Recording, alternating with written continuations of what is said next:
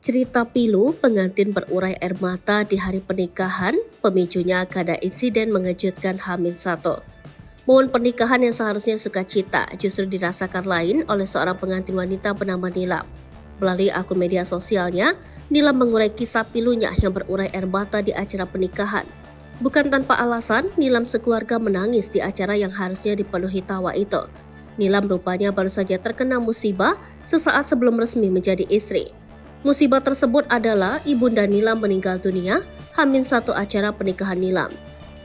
Melalui cerita di akun TikToknya, Nilam mengurai kisah sedihnya beberapa hari lalu. Pun saat detik-detik sang mama menghembuskan nafas terakhir, mulanya Nilam memprediksi acaranya akan berlangsung lancar. Pasalnya Ibunda Nilam dan keluarga total dalam menyambut pernikahan tersebut. 5 hari jelang akad nikah, Nilam pun sempat mengabadikan momen bersama sang ibunda dan adiknya.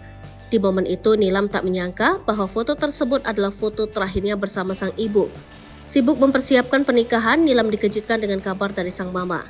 2 hari jelang pernikahan Nilam, sang ibu tiba-tiba pingsan dan koma.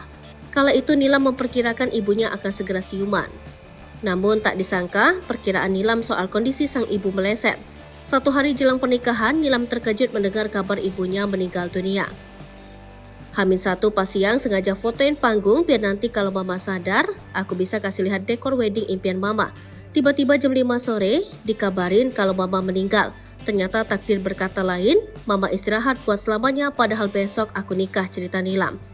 Alhasil di momen pernikahan Nilam, seluruh tamu dan keluarga yang hadir berurai air mata. Pernikahan tersebut pun digelar di depan jenazah Ibunda Nilam. Kini setelah resmi jadi istri, Nilam mengurai kepiluannya usai ditinggal ibunda. Kisah yang diurai Nilam pun viral hingga ditonton 4 juta orang. Publik ramai menaruh simpati kepada Nilam seraya menyemangatinya.